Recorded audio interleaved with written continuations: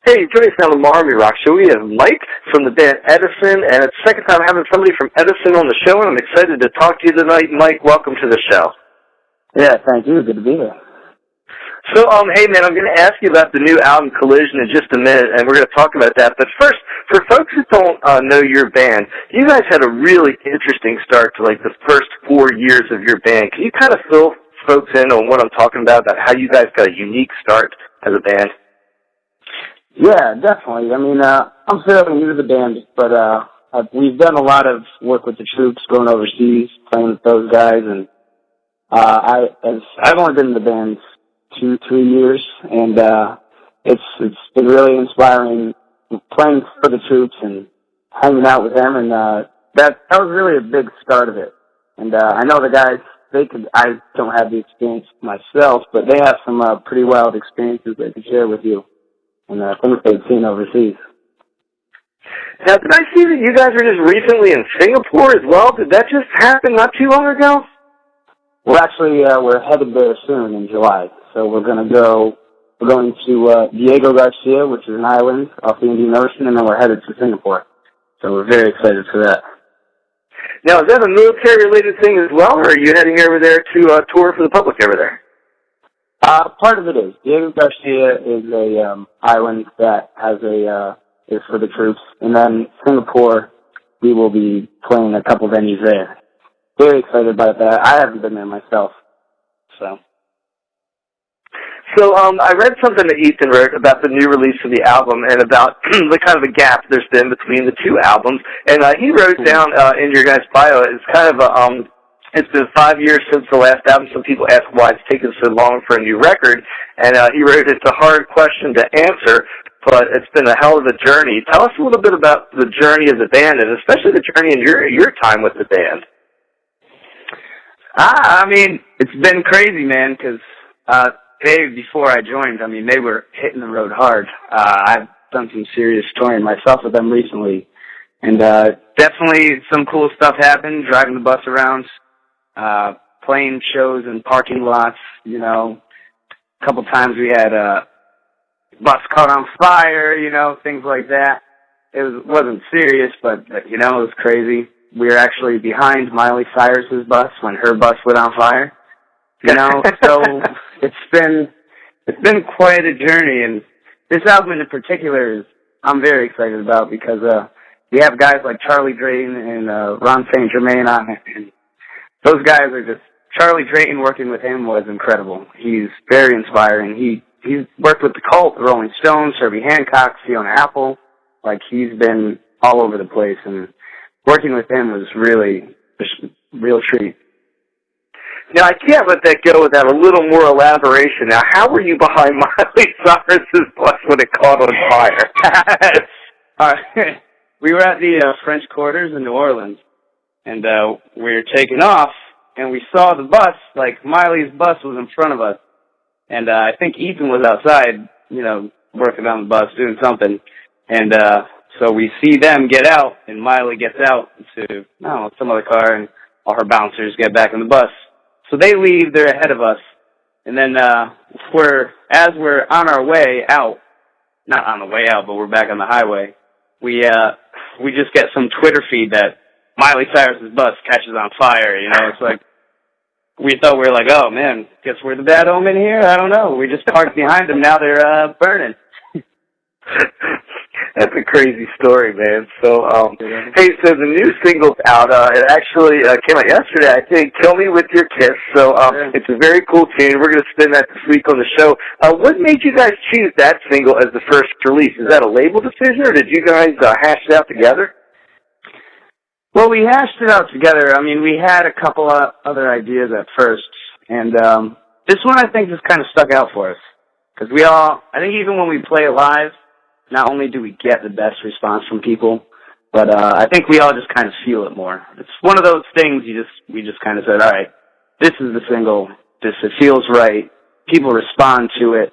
You know, it's epic in a sense. So, yeah, it just kind of felt right for all of us. So the new album is called Collision. It's going to be due out on July 10th, so it's right around the corner now. It looks like this was done at Factory Underground. Tell us a little bit about where it was recorded and who produced this thing. Yeah, man. So Factory Underground is in Norwalk, Connecticut. It's where we mainly reside. We love the studio. That's where we work out of all the time. The album itself is partially produced by Charlie Drayton, like I said, mixed by Ron St. Germain. Obviously, we have a heavy hand in production as well. SRG as well has been a huge player in helping us and working with us. But the Factory Underground itself, it's literally in a basement underground. But if you go down there, you'd never know it because the walls are stacked with like old barn wood, heavy doors. You almost feel like you're in an old school barn underground. It's pretty sick, and a lot of it is done by Ethan himself. You know, he's done a great job. That guy works harder than anyone else I've ever met. So you joined the band after the first release. Reflect on what you think some of the similarities and differences are between the 2010 release and the one we're about to hear coming out in July. Yeah. So the first album, it's a little heavier. You know, I think we got that hard rock kick in there, and now we're swooping more towards like an alternative vibe. And that for us, I mean, since I've been a part of the band, it's been a big change, and I think we're all actually really excited about it because it makes sense. You know, we hit that, we got our rocks off there, and you just move forward and progress the music itself and ourselves. So I saw another thing that was a quote out there, and I believe it was Ethan that made the quote, but it said, "We can be honest, iTunes won't make us rich for the $1.29 you pay, and it won't make you poor," which is so true. But what is it then that keeps this band going? The couple pennies you're going to make on that single there. What keeps the band driven? I don't know, man. Sometimes it feels like we're running on steam, and sometimes we're running hot. Yeah, it's with anyone who's ever been in a band knows there's times when you're struggling and there's times where you're just pushing forward.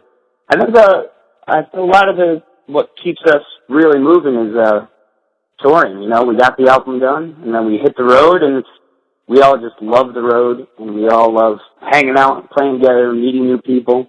I think that's what really kind of keeps us rolling and motivated. Now, your band has been around the world a lot more than a lot of other touring bands. Is there a particular country outside the U.S. that has taken a shine to Edisun more than others? Yeah, it's the guys, before I was in the band, they were in Germany for a while. They actually lived there for a little bit and played there. So they, I think I was only there for a week, and we hung out, and we got really great vibes there, man. A lot of people hanging out. And other than that, I guess one of our guys told us that Russia took a serious liking to us recently. I have no idea how or why, but it's a miracle of the internet, man. Exactly, man. You get anything you want anywhere, so. So when I go to your Facebook page, there's a picture of you guys in front of this giant wall with like chalk written all over it. Can you tell me the story behind that chalk wall that's in that picture on your Facebook page? Yeah, that's in our main practice room. We actually had to do some editing to that wall. There was, sometimes we talk junk on there and make fun of each other. But so we couldn't show everything on the wall. But that wall is kind of like our note board. We write, we wrote the name of our songs. We got ideas, future ideas, where we're going on tour. I think we went on a tour to China. So someone drew a small picture of China and then a plane, and then the plane crashing, which was a terrible idea. Oh, God. But we made it. So, the chalkboard doesn't tell all.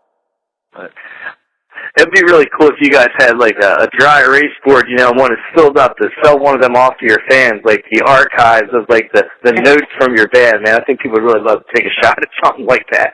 So that's a good idea. Yeah, man. Once in a blue moon, I get one. So, hey, did you see? I saw a cool, video. Somebody used one of your videos to jump out of a plane. That was a pretty, I guess, cool tribute to you guys. The song "Believe," I think it was. Yeah, Ready to Believe. Yeah, man. I saw a kid. I guess you saw that video out there. A kid asking a prom date out using that song. Yeah, I know. That was caught me by surprise, man. I mean, I personally, I'm a adrenaline junkie. I love jumping off of things and hang gliding. So that, I get why he picks that song, because you're like, your adrenaline's pumping and you're just ready for something good. It's a good, positive energy song. So I'm glad he picked that one.